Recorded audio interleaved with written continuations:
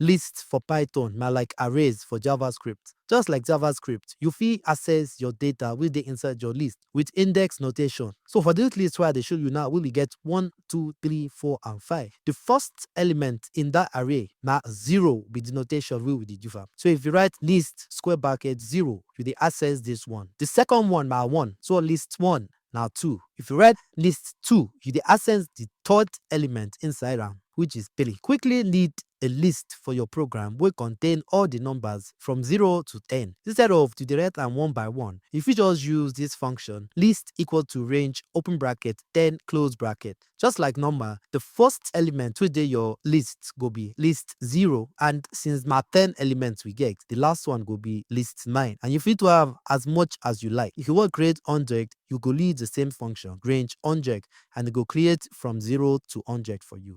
I go to explain more programming concepts like this for my videos, so don't forget to like, share, and follow. Thank you for your attention to this mapper.